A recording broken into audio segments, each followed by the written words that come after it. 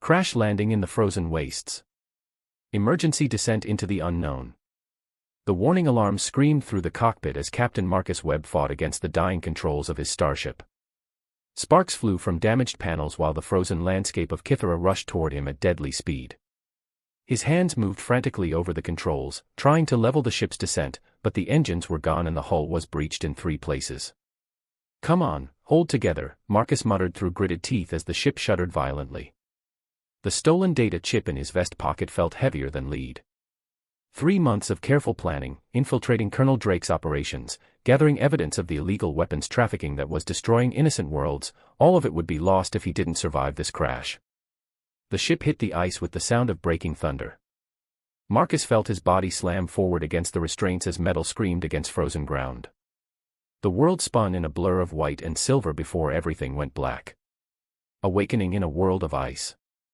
Hours later, Marcus opened his eyes to find himself half buried in snow that had blown through the cracked canopy. His left shoulder throbbed with sharp pain, and blood had frozen against his cheek. The emergency beacon blinked weakly on his damaged console, but he knew it wouldn't reach anyone who could help. Colonel Drake's people would be the first to pick up any signal, and they wanted him dead more than they wanted him rescued. He crawled out of the wreckage, each movement sending waves of pain through his battered body. The wind cut through his flight suit like knives, and the endless expanse of ice and snow stretched in every direction. No shelter, no sign of life, just the howling emptiness of a world that seemed determined to freeze him solid. Marcus activated his emergency survival kit and checked his supplies. 3 days of rations, a thermal blanket, and a small medical kit. Not nearly enough to survive until rescue arrived, especially since rescue wasn't coming. He would have to find shelter and figure out how to send his evidence to the right people before the cold claimed him. First contact with the Ice Maiden. As Marcus struggled through the knee-deep snow, searching for any kind of shelter, he noticed something strange about the landscape ahead. What he had taken for ice formations seemed too regular, too purposeful. Carved spirals wound around towering pillars of crystal-clear ice, and geometric patterns were etched into frozen walls. "Structures," he whispered, his breath forming clouds in the bitter air. "Someone built this place." That's when he saw her. She stood between 2 pillars like a guardian made of living winter. Her skin had a translucent quality, pale blue-white with veins of silver running beneath the surface like frozen rivers. Her hair was the color of fresh snow, flowing around her shoulders in ways that defied the howling wind. But it was her eyes that stopped Marcus cold, deep blue like the heart of a glacier, ancient and wary. She wore clothing that seemed to be made from the same crystalline material as the structures around them, form-fitting and practical but beautiful in its simplicity. Every movement she made was graceful and precise, like she was dancing with the wind itself. Marcus raised his hand slowly, showing he meant no harm. "Hello," he called out, his voice nearly lost in the wind. "I'm hurt. I need help." The touch that burns with cold. The woman, he was certain she was female despite her alien features, tilted her head and studied him with those piercing blue eyes. She said something in a language that sounded like wind chimes mixed with flowing water, musical but completely foreign to Marcus's ears. She approached cautiously, and Marcus could see that she was taller than most humans, probably close to 6 feet. Her movements were fluid and confident, but there was something guarded about the way she held herself, like she was ready to flee at the first sign of danger. When she was close enough to touch, she reached out toward the wound on his face. Marcus instinctively leaned into what he hoped would be a gentle touch, grateful for any sign of compassion in this frozen wasteland. The moment her fingertip brushed his cheek, pain shot through his face like he had been branded with ice. The skin where she touched him turned white with frostbite instantly, and he jerked back with a gasp of surprise and agony. She snatched her hand away as if he had burned her, those glacier eyes wide with something that looked like shame and fear. She spoke rapidly in her musical language, backing away from him with her hands held carefully at her sides. Understanding beyond words. Marcus touched his cheek gingerly and felt the frozen skin crack under his fingers. But despite the pain, he could see the distress in her expression. This wasn't an attack, it was an accident. Something about her touch was dangerous, but she hadn't meant to hurt him. "It's okay," Marcus said softly, trying to project calm despite the throbbing in his face. "I understand. You can't control it." She stopped backing away, watching him with a mixture of surprise and curiosity. He pointed to himself and said, "Marcus." Then he pointed to her and raised his eyebrows in question. She was quiet for a long moment, studying his face. Finally, she touched her chest with one careful finger and said, "Lystra." The name suited her perfectly. It sounded like wind over ice, beautiful and cold and mysterious. Marcus nodded and repeated it, "Lystra." A small smile crossed her face, the first warm expression he had seen from her. She gestured for him to follow and began walking toward the crystalline structures. Marcus gathered his scattered supplies and limped after her, his injured shoulder screaming with every step. Sanctuary in the ice. Lystra led him through a maze of carved ice corridors to what appeared to be her home. The walls glowed with a soft blue light that came from within the ice itself, providing both illumination and a strange kind of warmth that wasn't exactly heat but somehow made the cold more bearable. She gestured for him to sit on what looked like a bench carved from solid ice but felt surprisingly comfortable. From an alcove in the wall, she retrieved items that were clearly medical supplies, bandages made from some kind of plant fiber, and a salve that smelled like pine and mint. Lystra approached him carefully, holding up the supplies and pointing to his wounds. When Marcus nodded his consent, she began tending to his injuries with practiced skill, but she was careful never to let her skin touch his directly. She used tools carved from ice to apply the salve and wrapped his shoulder with gentle efficiency. As she worked, Marcus studied her face. There was intelligence in those blue eyes, and a sadness that seemed as deep as winter itself. Whatever had given her that freezing touch, it had also given her a lonely existence where she couldn't make contact with other living things.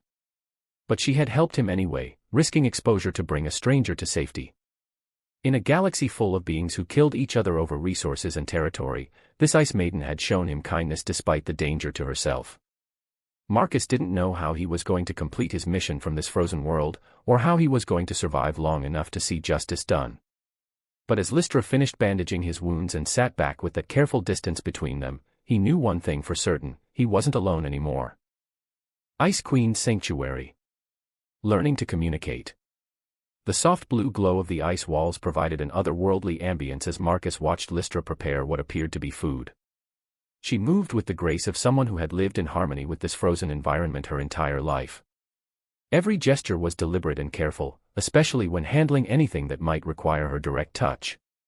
Marcus's shoulder still ached, but the mysterious salve she had applied was working better than anything in his medical kit. The frostbite on his cheek had stopped burning, and he could feel sensation returning to the frozen skin. Whatever healing knowledge her people possessed, it was remarkably effective. "Thank you," Marcus said, gesturing to his bandaged wounds. Lystra looked up from her preparations and tilted her head, clearly not understanding the words but recognizing the grateful tone in his voice. She handed him a bowl carved from what looked like crystallized wood, using a pair of tongs made from the same material to avoid direct contact. The contents were warm and smelled like herbs and roots, nothing like the processed rations he was used to aboard starships. When he tasted it, the flavor was surprisingly rich and nourishing. Lystra sat across from him, maintaining her careful distance, and ate her own portion with utensils that kept her hands safely away from the food. Marcus realized this wasn't just caution around him, this was how she had to live every moment of every day. The language of gestures. After they finished eating, Lystra began what seemed like a deliberate effort to communicate. She pointed to various objects around her dwelling and spoke their names in her musical language. Marcus repeated each word as best he could, and she would nod or gently correct his pronunciation. "Kythen," she said, pointing to the glowing ice walls. "Kythen," Marcus repeated, and she smiled that small, careful smile again. She pointed to herself and said, "Lystra," then pointed to him expectantly. "Marcus," he replied. She tried to pronounce his name, but it came out as Marcus with a soft, flowing accent that somehow made it sound more elegant than he was used to. He nodded encouragingly, and she seemed pleased with herself. Next, she began using gestures to convey more complex ideas. She pointed to the entrance of her dwelling, then made a sweeping motion with her arms and shook her head firmly. When she saw his confused expression, she tried again, this time mimicking something large and threatening approaching, followed by the same negative gesture. "Danger outside," Marcus interpreted. "Something I should avoid." Lystra nodded vigorously, then added more gestures that seemed to indicate many dangerous things, possibly hunting in groups. Marcus felt a chill that had nothing to do with the temperature. This world wasn't just cold and hostile, it was actively dangerous, and he was completely defenseless against whatever threats lived in the frozen wastes. revealing the painful past. As the hours passed, Lystra seemed to grow more comfortable with his presence. She showed him around her dwelling, which was much larger than it had initially appeared.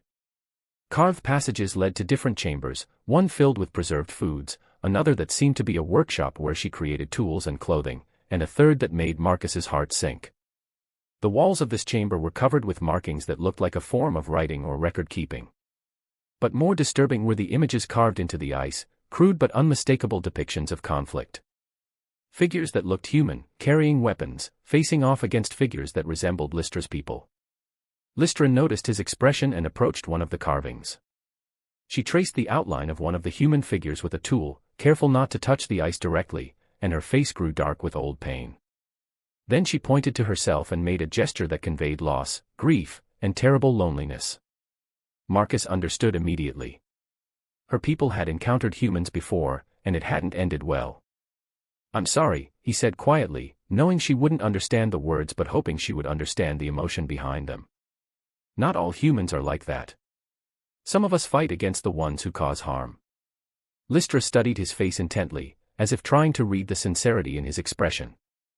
Then she did something unexpected. She reached toward him as if to touch his face again, stopped herself just before contact, and let her hand hover inches from his skin.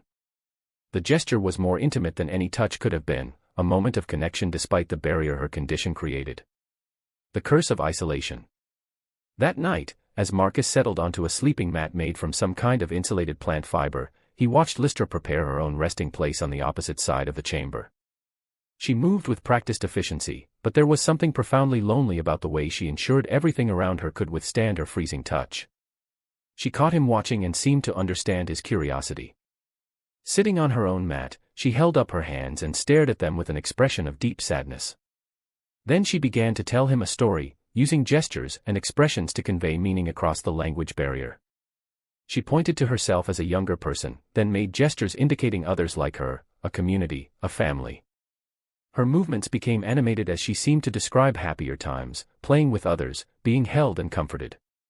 Then her expression changed, and she showed him something terrible happening. Her hands began to freeze everything they touched. The story continued with her becoming isolated, unable to touch anyone she cared about without causing harm.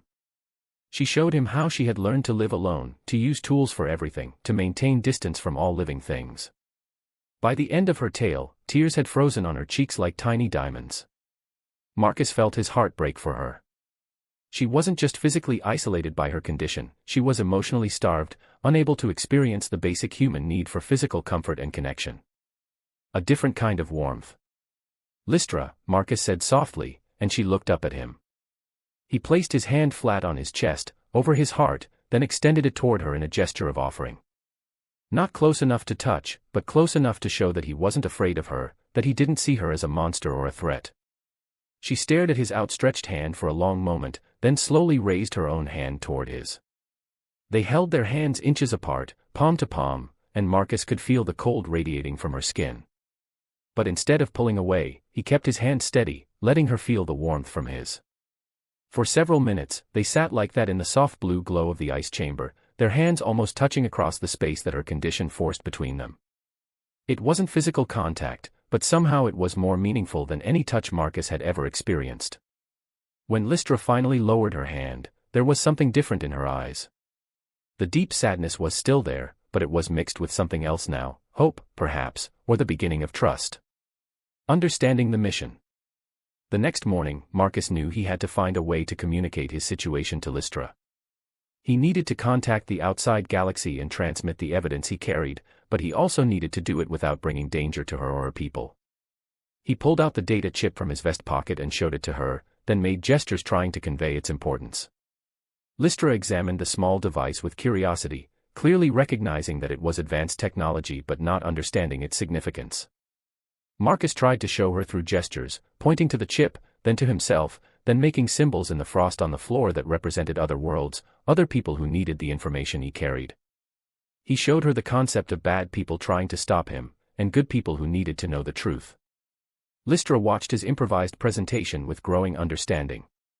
When he finished, she was quiet for a long time, thinking. Then she stood and walked to another chamber, returning with what looked like a map carved into a flat piece of ice. She pointed to a location on the map, then to herself and her dwelling. Then she traced a path across the frozen landscape to another point and made gestures that seemed to indicate some kind of communication device or structure. Marcus felt a surge of hope. There was a way to send his message, but it would require a journey across this dangerous world. And from Lystra's expression, it would require her help to survive the trip. She looked at him seriously, as if weighing a difficult decision. Then she nodded once, firmly, and began gathering supplies. Despite the danger to herself, despite the painful history between their species, she was going to help him complete his mission. As Marcus watched her prepare for their journey, he realized that Lystra wasn't just physically beautiful in her crystalline, otherworldly way, she was beautiful in her spirit. She had every reason to let him freeze in the wastes, but instead she was risking everything to help him seek justice. For the first time since his crash, Marcus began to believe that both his mission and his heart might survive this frozen world. Hunters in the storm. Dangerous preparations. The morning brought an ominous change to the world outside Lystra's sanctuary. The wind had shifted, carrying a different scent, metallic and sharp, like burning fuel and heated metal. Marcus recognized it immediately from his years in space combat. Ships had entered the atmosphere, and they weren't here for a peaceful rescue mission. Lystra noticed his tension as he peered through a carefully carved window in the ice wall. She moved beside him, maintaining her careful distance, and looked out at the gray sky. Her expression darkened when she saw the distant contrails cutting through the clouds like scars against the frozen heavens. "Hunters," she said in her musical language, then repeated the word while making threatening gestures with her hands. It was one of the first words she had taught him, and now Marcus understood why it had seemed so important to her. Marcus nodded grimly and pointed to himself, then to the ships in the distance. "They're looking for me," he said, knowing she wouldn't understand the words but hoping his tone would convey the danger. Lystra's eyes widened with understanding, and she immediately began gathering supplies with renewed urgency. She packed food, water, and warm clothing into a bag made from some kind of treated hide, then retrieved what appeared to be weapons, elegant blades carved from the same crystalline material as everything else in her world, beautiful but clearly deadly. The village under threat. Before they could leave her dwelling, Lystra suddenly froze, tilting her head as if listening to something Marcus couldn't hear. Then she grabbed his arm, carefully, through the fabric of his sleeve, and pulled him toward the window again. In the distance, barely visible through the swirling snow, Marcus could see lights moving across the landscape. Not the natural blue glow of the ice formations, but the harsh white beams of military searchlights. The hunting parties had landed and were already beginning their systematic search of the area. Lystra spoke rapidly in her own language, pointing toward a different direction from where the lights were moving. Marcus caught a few words he recognized, Kythera, which seemed to mean people or family, and Thalian, which she had mentioned before with great respect. She was worried about her village, about other members of her people who might be caught in the path of the human soldiers. Marcus felt a stab of guilt knowing that his presence had brought this danger to her world. "We have to warn them," Marcus said, pointing in the direction she had indicated. Lystra looked at him with surprise, clearly not expecting him to put her people's safety above his own mission. But Marcus had seen too many innocent worlds burned by Colonel Drake's forces. The data chip in his pocket contained evidence of dozens of similar operations, military surveys, that ended with native populations displaced or worse. He couldn't let it happen again, especially not to people who had shown him such unexpected kindness. Racing against the searchlights. They left Lystra's sanctuary through a hidden passage that led deeper into the ice formations before emerging several hundred yards away from the main entrance. The cold hit Marcus like a physical blow, but the thermal clothing Lystra had given him was remarkably effective at retaining body heat. Lystra moved across the frozen landscape with the grace of someone who had been born to this environment. She knew every hidden path, every shelter from the wind, every shortcut through the maze of ice structures. Marcus struggled to keep up, his injured shoulder screaming with every step, but determination kept him moving. They could hear the search teams now, the whine of hover vehicles and the harsh voices of soldiers calling to each other across the frozen wastes. The sounds were getting closer, which meant the search pattern was expanding outward from his crash site. Lystra led him to a ridge that overlooked her village, and Marcus's heart sank at what he saw.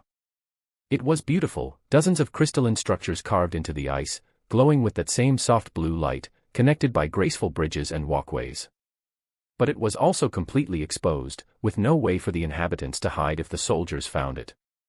And the searchlights were getting closer. The elders' wisdom. They made their way down to the village through paths that seemed almost invisible until Lystra showed him where to step. The inhabitants they encountered looked at Marcus with a mixture of curiosity and wariness, but none of them showed fear. They trusted Lystra's judgment, and that trust extended to her strange companion.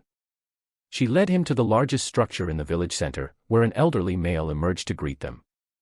He was tall like Lystra, with the same crystalline skin, but his hair was silver instead of white and his eyes held the deep wisdom of many years. Marcus recognized him immediately as the Thalian Lystra had mentioned, someone of great importance. Lystra spoke rapidly to the elder, gesturing toward Marcus and then toward the approaching lights in the distance. The elder listened carefully, his ancient eyes studying Marcus with an intensity that made him feel like his entire soul was being evaluated. When Lystra finished speaking, the elder approached Marcus and spoke in accented but understandable human language. "I am Thalian, keeper of memories," he said slowly. "Lystra tells me you bring danger but also justice. She says you fight the bad ones among your people." Marcus was stunned to hear his own language spoken, even haltingly. "You know human speech?" Thalian nodded sadly. "The last ones who came here, they taught us much before they showed us their true nature. Not all lessons are pleasant ones." The sounds of the search teams were getting louder. Thalian looked toward the approaching lights and made a decision. "We cannot hide from your hunters," he said. "But we can disappear in ways they do not understand. The question is, will you disappear with us, or will you lead them away from our people?" The impossible choice. Marcus looked at Lystra, who was watching him with those deep blue eyes. He could see the conflict in her expression. She wanted to help him complete his mission, but she also couldn't bear the thought of her people being harmed because of his presence. The logical choice was clear. He should leave immediately, draw the soldiers away from the village, and try to reach the communication array alone. It would probably mean his death, and it would certainly mean the loss of the evidence that could save countless other worlds from Colonel Drake's brutality.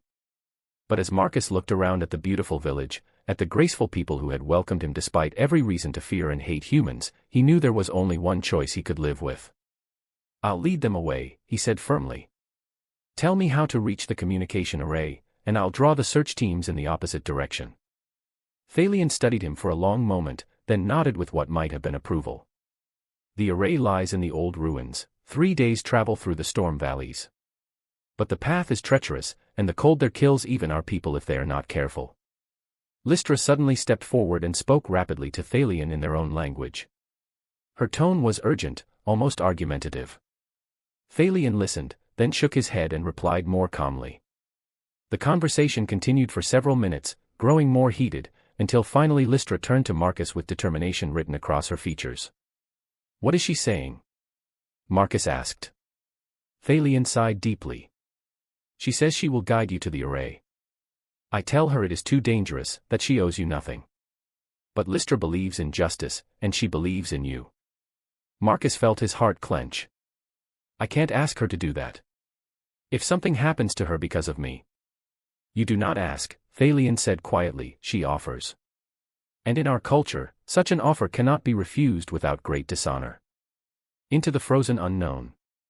The searchlights were close enough now that they could see the silhouettes of soldiers moving between the ice formations. Thalian gave rapid orders in his own language, and the villagers began to disperse, some disappearing into hidden passages in the ice while others simply seemed to fade into the landscape as if they had never been there. Lystra gathered additional supplies and weapons, then returned to Marcus's side. She touched her hand to her heart, then extended it toward him in the same gesture he had made the night before. This time, however, she moved her hand closer to his, until only inches separated their palms. "Together," she said in careful human words, one of the new ones Thalian had taught her. Marcus felt a surge of emotion that had nothing to do with his mission or the danger they faced. This extraordinary woman was willing to risk everything to help him seek justice, even though her own people had been victims of human cruelty. "Together," he agreed, mirroring her gesture. Thalian watched their exchange with wise old eyes. "The storms come early this season," he warned. "You will need each other to survive what lies ahead." As if summoned by his words, the wind began to pick up, carrying the promise of a major weather system moving in from the northern wastes. In the distance, they could hear the soldiers calling to each other, their voices growing confused as they found signs of habitation but no actual inhabitants. Lystra shouldered her pack and started toward the edge of the village, moving away from both the soldiers and the hidden villagers. Marcus followed, his own pack feeling heavier with each step, weighed down not just by supplies but by the knowledge that he was leading this brave, lonely woman into mortal danger. But as they disappeared into the swirling snow and howling wind, with the lights of the search teams growing dimmer behind them, Marcus realized that for the first time in months, he wasn't facing his mission alone. Whatever dangers lay ahead in the frozen wilderness, he would face them with someone who understood what it meant to fight for justice, even at great personal cost.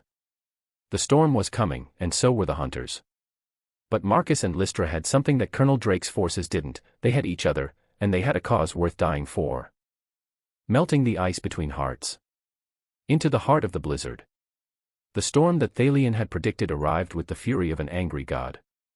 Within hours of leaving the village, Marcus and Lystra found themselves battling winds that howled like living creatures and snow that fell so thick it turned the world into a white void.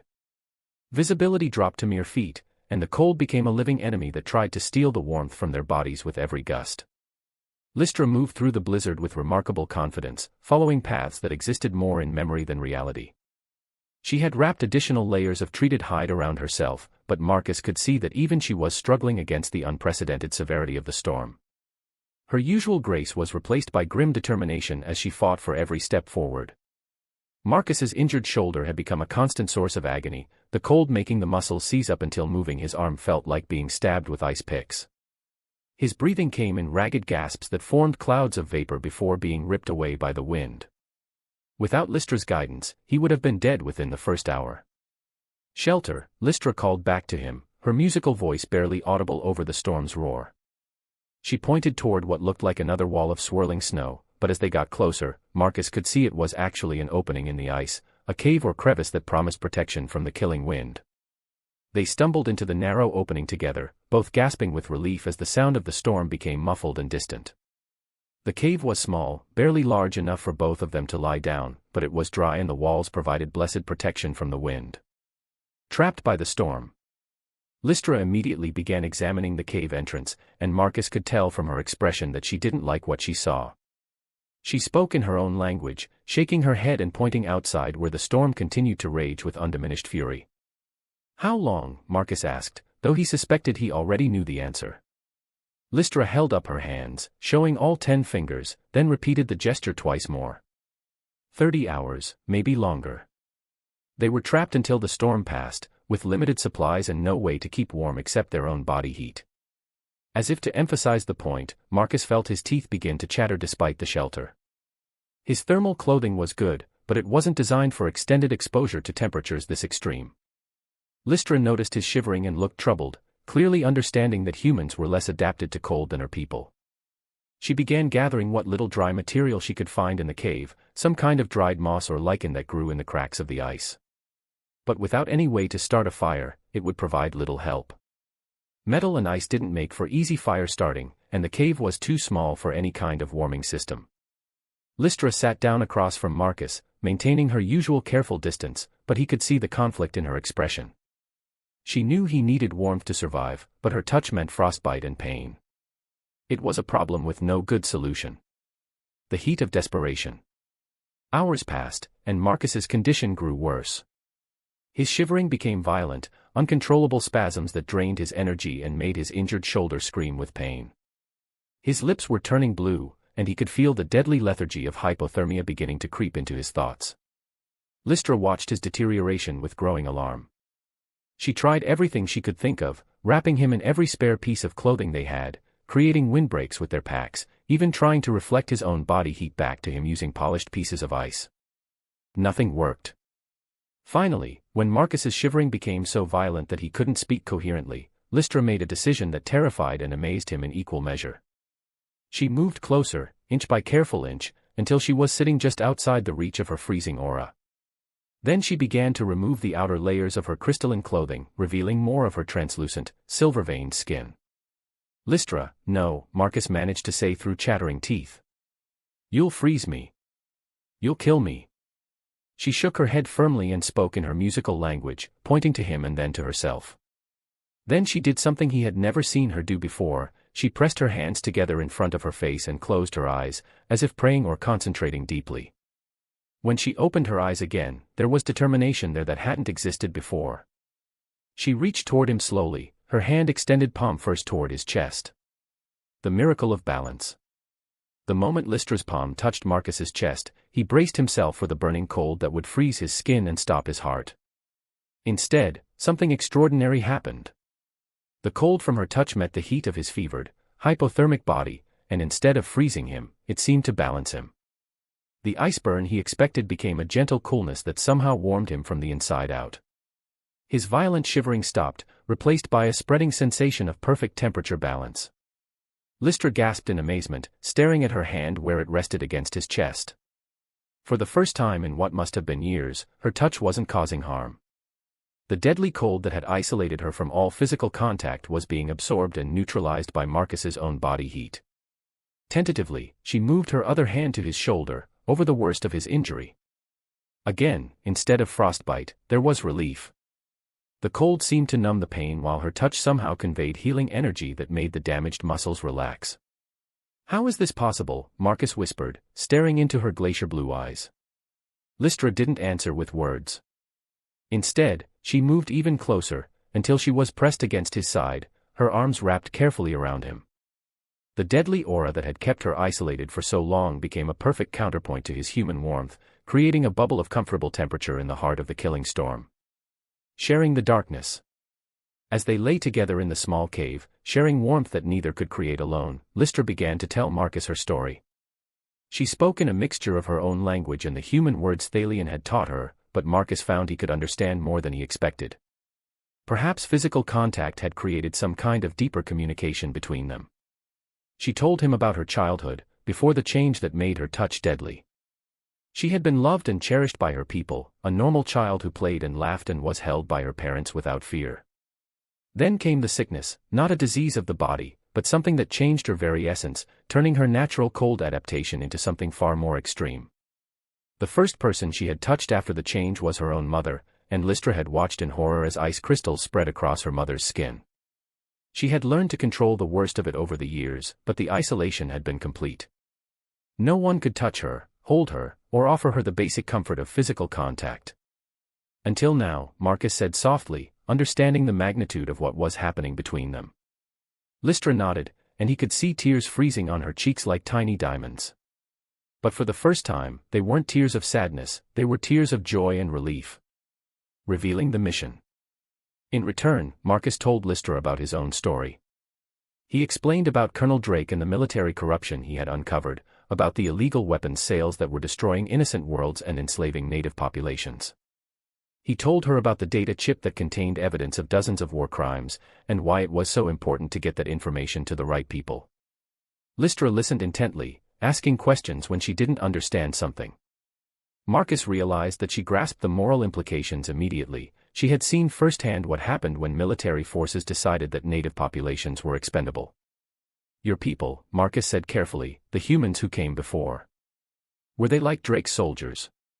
Lystra's expression darkened, and she nodded slowly.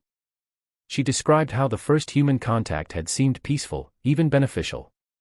Traders and explorers who claimed to want nothing more than friendship and cultural exchange. But gradually, the requests had become demands, and the friendship had turned to exploitation. When her people had finally resisted, the humans had responded with overwhelming force. Entire villages had been destroyed, and the survivors had been forced to flee to the most remote and dangerous parts of their world. Lystra's own transformation might have been natural, or it might have been the result of weapons used during those conflicts, she wasn't certain. "Not all humans are like that," Marcus said firmly. "There are those of us who fight against people like Drake, who believe that every species has the right to exist freely on their own worlds." Lystra studied his face for a long moment, then nodded. "I know," she said in careful human words. "You show me this truth." Planning for justice. As the storm continued to rage outside their shelter, Marcus and Lystra began to plan their approach to the communication array. Lystra drew maps in the frost on the cave floor, showing him the route they would need to take and the dangers they would face. The array was located in ruins that predated even her people's oldest memories. The technology there was ancient but still functional, designed to communicate across vast distances of space. But it was also heavily shielded and would require someone with technical knowledge to operate. I can handle the technical side, Marcus assured her. But can we reach it before Drake's forces find us?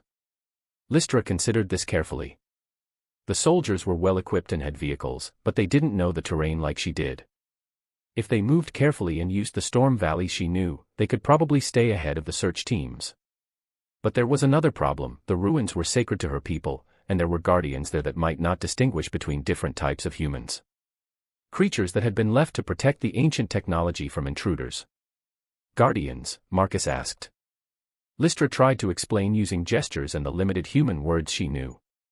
Creatures of ice and stone, animated by the same ancient technology that powered the communication array. They would attack anyone who approached without the proper knowledge and protocols. But you know how to get past them? Lystra nodded, but her expression was troubled. The protocols existed, but they were dangerous and required precise timing. One mistake would mean death for both of them. Marcus looked at their hands, still intertwined and sharing warmth in defiance of her deadly condition. We've already accomplished one impossible thing, he said. Maybe we can accomplish another. The promise of tomorrow. As the storm finally began to weaken outside their shelter, Marcus and Lystra prepared to continue their journey. But something fundamental had changed between them during their time trapped together. The physical barrier that had defined Lystra's entire adult life was gone, replaced by a connection neither of them had thought possible. They could touch now, share warmth and comfort, communicate through contact as well as words. But more than that, they had found something in each other that both had been missing, a sense of purpose that went beyond survival. Marcus had found someone who understood his fight for justice, who had suffered from the same kind of corruption and exploitation he was trying to expose. Lystra had found someone who saw her not as a monster or a curse, but as a person worthy of love and respect. As they gathered their supplies and prepared to leave the cave, Marcus realized that his mission had evolved. It wasn't just about exposing Colonel Drake anymore, it was about creating a galaxy where beings like Lystra and her people could live freely, without fear of exploitation or genocide. Ready? Lystra asked in her careful human words, shouldering her pack. Marcus nodded, feeling stronger and more determined than he had since his ship first crashed on this frozen world. Ready.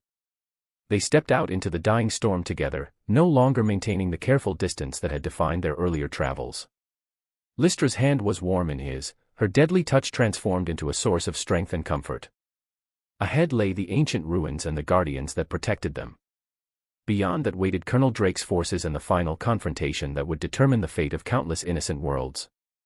But Marcus no longer faced those challenges alone.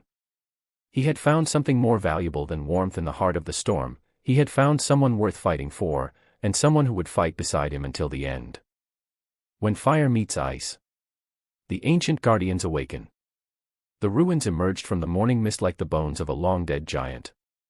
Massive structures of black stone and crystalline metal stretched toward the gray sky, their surfaces covered with the same intricate patterns Marcus had seen in Lystra's village but far more complex and ancient. The architecture seemed to blend organic curves with geometric precision, creating something that was both beautiful and unsettling. Lystra moved more carefully as they approached, her hand tight in Marcus's as she scanned the seemingly empty ruins. "Guardians sleep until strangers come," she whispered in her accented human speech. "We must wake them properly, or they will kill us as invaders." Marcus could see the communication array at the center of the ruins, a towering spire of metal and crystal that hummed with barely contained energy.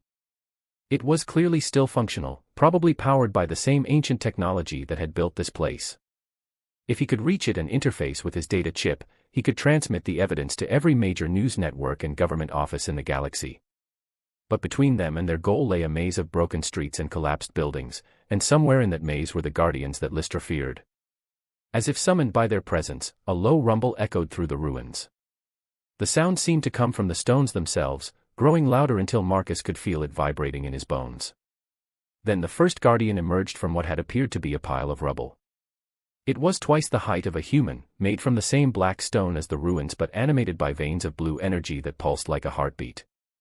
Its form was vaguely humanoid but clearly not meant to represent any natural creature. This was a construct, a weapon given shape and purpose by technology beyond human understanding. The protocol of the ancients. More guardians began to emerge from hiding places throughout the ruins. Marcus counted at least 8 of them, all moving with the same deliberate, implacable purpose. Their energy-filled eyes turned toward the two intruders, and Marcus felt his hand instinctively move toward his weapon. "No," Lystra said quickly, catching his wrist. "Weapons make them angry. We must speak to them in the old way." She stepped forward, releasing Marcus's hand, and began to perform what could only be described as a ritual. Her movements were precise and graceful, like a dance that told a story. She spoke in her musical language, but the words were different from her normal speech, older, more formal, with cadences that seemed to match the rhythm of her movements. The Guardians stopped their advance, their glowing eyes fixed on Lystra as she continued her performance. Marcus realized she was identifying herself somehow, proving to these ancient protectors that she had the right to be here. One of the Guardians, larger than the others and with brighter energy veins, stepped forward and responded in a voice like grinding stone. The language it spoke was similar to Lystra's but clearly archaic, like hearing someone speak in ancient ceremonial terms. Lystra replied, then gestured toward Marcus and spoke again. The conversation continued for several tense minutes while Marcus stood perfectly still, knowing that one wrong move could turn these powerful constructs hostile. Finally, the lead Guardian stepped aside, and the others followed suit, creating a clear path to the communication array. But Marcus could tell from Lystra's expression that their permission came with conditions. "They will let us pass," she said, returning to his side. "But they watch us. If we take anything or damage the sacred places, they will stop us permanently." Racing against time. As they made their way through the ruins toward the communication array, Marcus could hear the distant sound of aircraft engines. Colonel Drake's forces had finally tracked them to this location, and it wouldn't be long before soldiers surrounded the entire site. The array itself was more impressive up close than it had appeared from a distance. The central spire was at least 50 feet tall, made from a metal that seemed to shift between silver and blue depending on the angle of view. Control panels covered in alien symbols surrounded the base, but Marcus could see interfaces that looked compatible with human technology. "How long do you need?" Lystra asked, keeping watch while Marcus began examining the control systems. 10 minutes, maybe 15, Marcus replied, pulling out his data chip and looking for a compatible port. "These systems are old, but they're designed to interface with multiple technology types.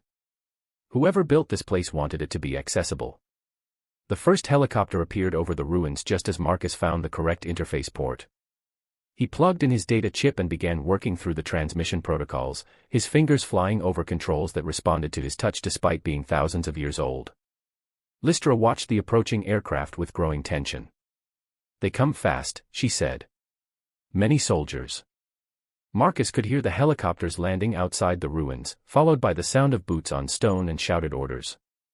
Drake's forces were moving in, and they wouldn't hesitate to destroy anything in their path to stop the transmission. The final confrontation. The first soldiers entered the ruins just as Marcus finished programming the transmission sequence. But before he could initiate the upload, a familiar voice echoed across the ancient stones. "Stand down, Captain Webb," Colonel Harrison Drake called out, his amplified voice carrying clearly through the ruins. "You're surrounded, and you have nowhere to run. Surrender now, and I might let your alien friend live."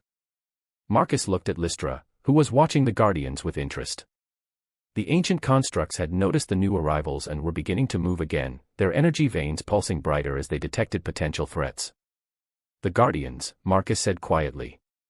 "What will they do about armed intruders?"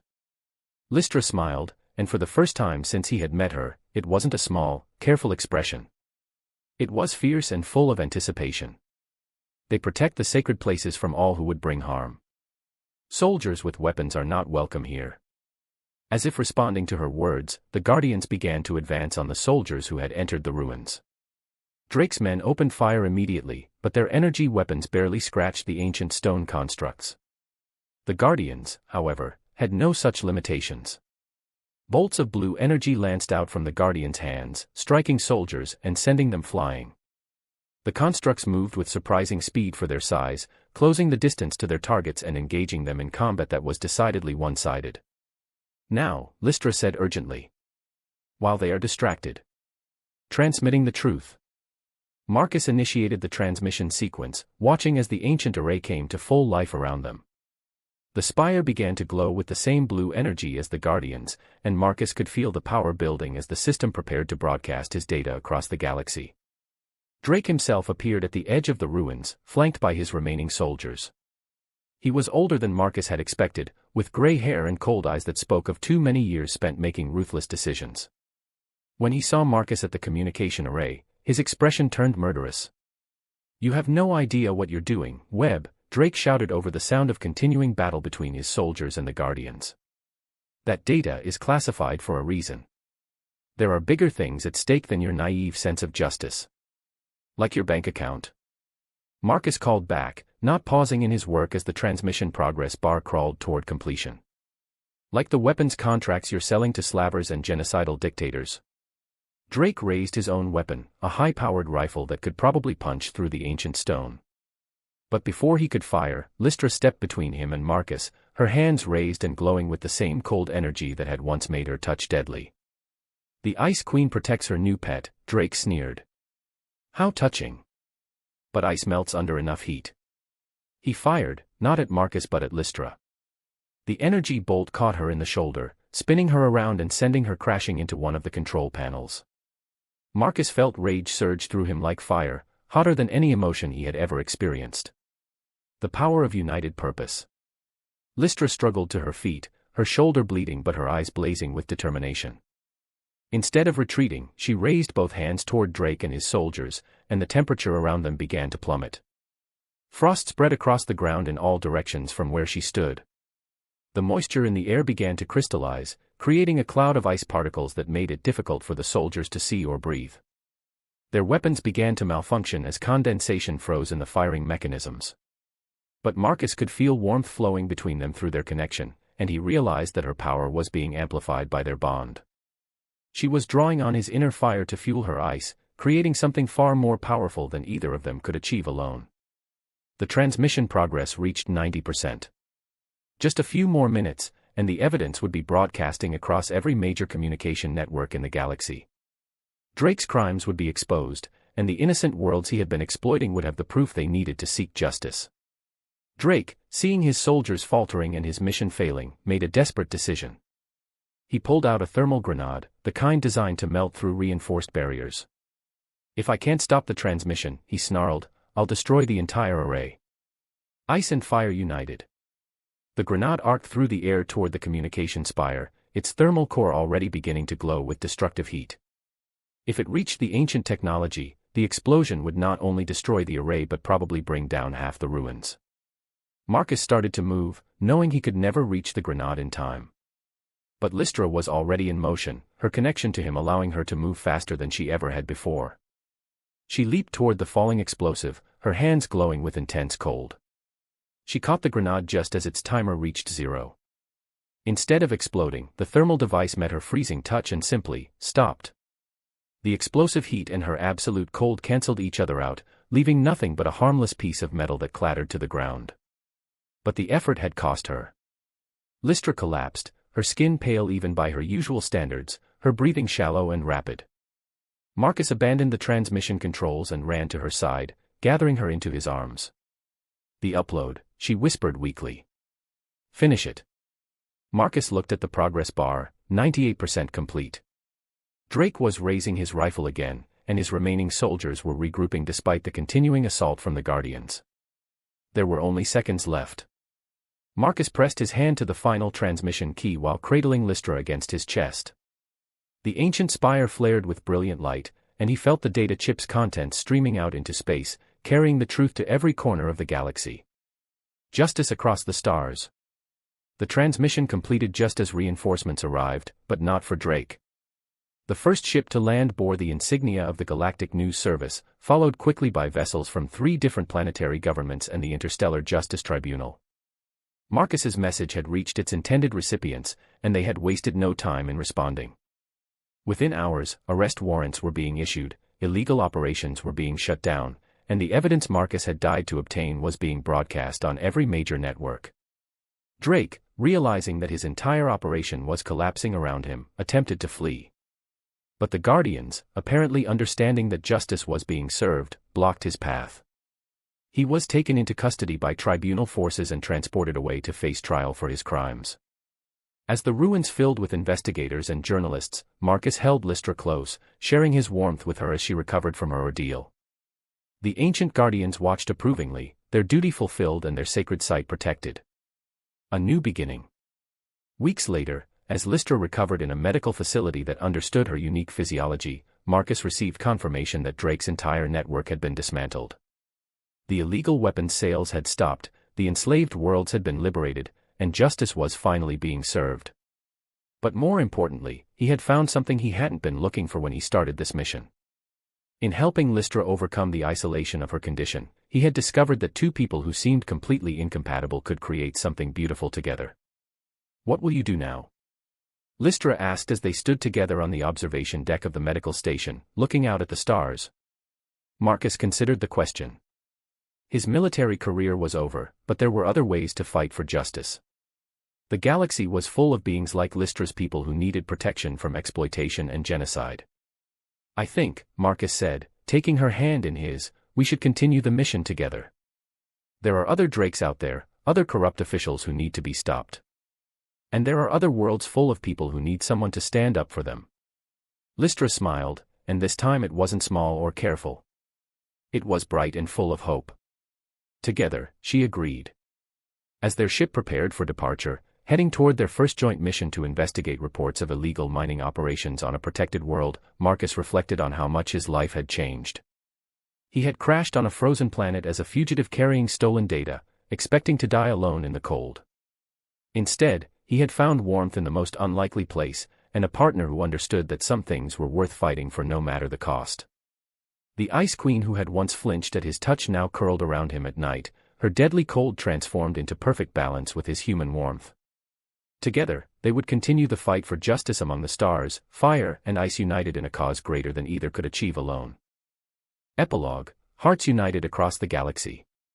6 months later, the garden world of Thesha. The morning sun cast golden light through the crystal dome that protected the refugee settlement on Thesha Prime. Marcus stood at the viewing platform, watching as families from a dozen different worlds went about their daily routines in safety and peace. Children played in gardens that hadn't existed 6 months ago, while their parents worked together to build homes and schools that would last for generations. All of this had been made possible by the evidence he and Lystra had transmitted from the frozen ruins of Kythera. Colonel Drake's conviction had been swift and thorough, leading to the dismantling of an entire network of corruption that had been exploiting innocent worlds for decades. "You look satisfied," Lystra said, approaching from behind with her characteristic silent grace. Even after all these months together, Marcus still marveled at how she could move without making a sound. "Satisfied and grateful," Marcus replied, turning to take her hand. The simple gesture still filled him with wonder. The deadly touch that had once isolated her completely now brought him comfort and strength. Lystra wore clothing designed specifically for her unique physiology, materials that could withstand her natural cold while allowing her to regulate her temperature through contact with Marcus. Together, they had learned to balance fire and ice in ways that benefited both of them. New missions, new hope. Their ship, the Balance Point, sat ready for departure in the settlement's landing bay. It was a modified exploration vessel equipped with the latest communication and defensive technology, funded by grateful governments whose worlds had been liberated from Drake's network. "The reports from the mining colony are getting worse," Lystra said, handing Marcus a data pad with their latest intelligence. "The overseers are using forced labor from 3 different species, and the working conditions are killing people." Marcus reviewed the information with growing anger. Even with Drake's network destroyed, new opportunists were always ready to exploit the vulnerable. But now he and Lystra had allies, resources, and the experience to fight back effectively. "How long to reach the system?" Marcus asked. 4 days at maximum speed," Lystra replied. "But we won't be going alone this time." She gestured toward the landing bay, where 2 additional ships were preparing for departure. One carried a team of investigative journalists who had become famous for their exposure of corporate crimes. The other held a squad of liberation specialists, former military personnel who had joined the fight for justice after learning about Drake's atrocities. Marcus felt a surge of pride and determination. What had started as a desperate mission to expose one corrupt colonel had grown into a movement that spanned multiple worlds and species. The touch that heals. That evening, as their small fleet traveled through hyperspace toward their next mission, Marcus and Lystra stood together in their ship's observation lounge. The stars streaked past in brilliant lines of light, each one representing countless worlds where beings lived, loved, and struggled for survival. Do you ever miss your old life? Lystra asked, her hand resting on Marcus's chest where she could feel his heartbeat. Marcus considered the question. His military career, his solitary existence as a starship captain, the simple certainty of following orders without questioning their moral implications, all of it seemed like a lifetime ago. Never, he said honestly. That life was smaller. It was about following rules and maintaining order, but it wasn't about making things better. Lystra smiled, the expression that had once been rare and careful now coming easily and often. My people have a saying, she said. The coldest winter prepares the ground for the most beautiful spring. And what does that mean? Marcus asked. It means that sometimes we have to go through the hardest times to find the best parts of ourselves, Lystra explained. My curse became a gift when I found someone who could balance it. Your exile became freedom when you chose to fight for what's right instead of what's easy. Letters from home. A communication alert chimed softly, and Marcus activated the ship's message system. A holographic image of Thalion appeared, the elderly keeper of memories looking healthier and happier than Marcus had ever seen him. Greetings, ice-touched warrior and fire-hearted human, Thalion said in his careful human speech. I bring good news from Kythera. The restoration of our villages proceeds well, and we have welcomed new families who fled from worlds that Drake had targeted. The hologram shifted to show scenes of the ice world that Marcus now thought of as his second home. The villages had been rebuilt and expanded, incorporating both traditional crystalline architecture and new defensive systems. Children played in the snow while adults worked together on projects that would benefit their entire community. Your victory has given hope to many worlds, Thalion continued. But more than that, you have shown that different peoples can find strength in unity. Lystra's transformation from isolated guardian to beloved partner proves that even the greatest curses can become blessings when met with understanding and love. The message continued with updates from the various refugee settlements and liberation operations that had grown out of their initial mission. Each success brought more people into their movement, creating a network of justice that span across the galaxy. Preparing for the unknown. As their destination system grew closer, Marcus and Lystra began preparing for what might be their most dangerous mission yet. The mining colony they were investigating was owned by a corporation with connections to several planetary governments, and the workers being exploited came from species that had no political representation in galactic affairs. It won't be like fighting Drake's soldiers, Marcus warned as they checked their equipment. These people hide behind lawyers and politicians. They'll try to make us look like the criminals. Lystra nodded, her expression serious but unafraid. Then we make sure the truth is so clear that no amount of legal manipulation can hide it. They had learned much in their months of working together. Marcus's tactical experience and Lystra's knowledge of different alien cultures made them an effective team for investigations. But more than that, their unique bond allowed them to work in situations where other partnerships might fail. Lystra's freezing touch could disable security systems and preserve evidence that might otherwise be destroyed. Marcus's warmth could keep her stable and functioning in environments that would otherwise overwhelm her abilities. Together, they could go places and do things that neither could accomplish alone. The promise of tomorrow. The night before they reached their destination, Marcus and Lystra lay together in their shared quarters, her cool presence perfectly balancing his natural warmth. The deadly isolation that had defined Lystra's existence for so long was now just a memory, replaced by the comfort of constant companionship. Whatever happens tomorrow, Marcus said quietly, I want you to know that these months with you have been the best of my life. Lystra turned to face him, her glacier blue eyes reflecting the soft starlight from the viewport. For me as well, she said. But I do not think our story is ending. I think it is just beginning. She was right, Marcus realized. Every mission they completed, every injustice they exposed, every world they helped to liberate was creating ripples that would spread across the galaxy for generations. They were building something larger than themselves, something that would continue long after they were gone. What do you think we'll find out there? Marcus asked, gesturing toward the stars beyond their ship. More people who need help, Lystra replied simply. More chances to prove that justice is stronger than greed, that love is more powerful than hate. She pressed her hand to his chest again, and Marcus felt the familiar sensation of perfect balance, her cold meeting his warmth, creating something that was greater than either element alone. The end of one journey, the beginning of many. As the balance point dropped out of hyperspace at the edge of the mining system, Marcus and Lystra stood together on the bridge, ready to face whatever challenges awaited them. Their love had been forged in the frozen wastes of Kythera, tested in the ancient ruins where they had fought for justice, and strengthened through months of working together for a cause greater than themselves.